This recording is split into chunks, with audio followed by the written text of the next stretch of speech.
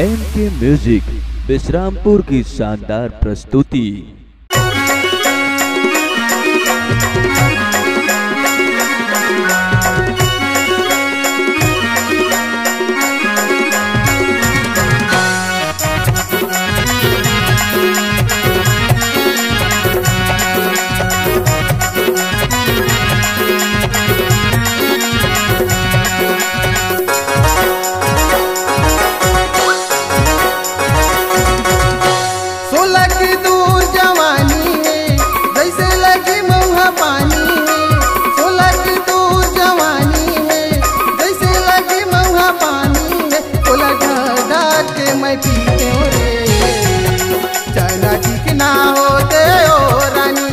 चबा चबा के खा दे चना चिकना होते ओ रानी तोला चबा चबा के खा दे।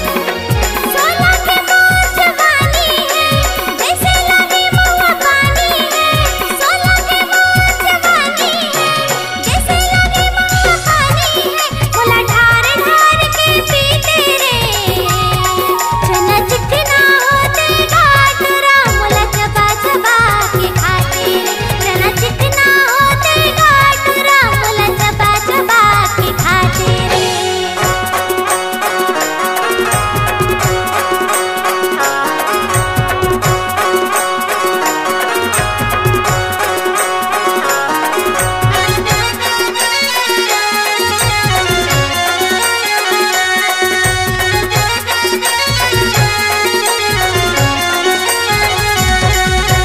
देखो गरी नहीं देखो तो लागे मुलरो वासी ओ लागे मुलरो वासी।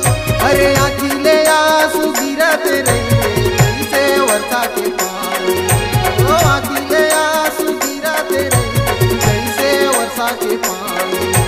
मोरो हाल जैसे है तोरा मोरो हाल वैसे है।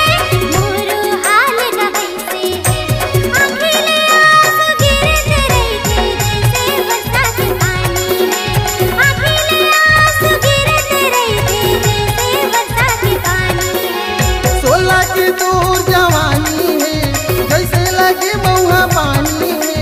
सोला की दूर जवानी है जैसे लगे महुआ पानी है। तोला ढा के मैं पीते रे चना चिकना होते ओ रानी तोला चबा चबा के खाते चना चिकना होते ओ टूरी तोला चबा चबा के खाते।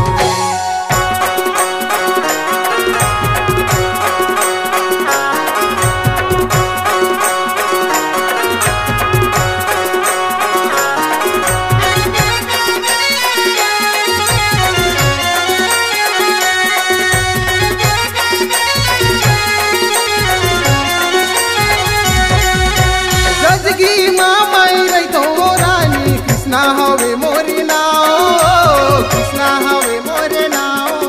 अरे लखनपुर मोर थाना हवे ई हवे मोरे गाँव। ओ लखनपुर मोर थाना हवे ई हवे मोरे गाँव।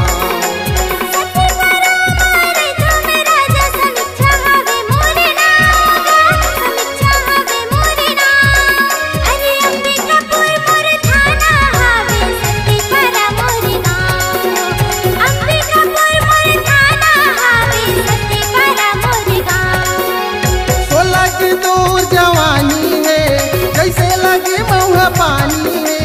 सोला की दूर जवानी है जैसे लगे महुआ पानी है। तोला ढा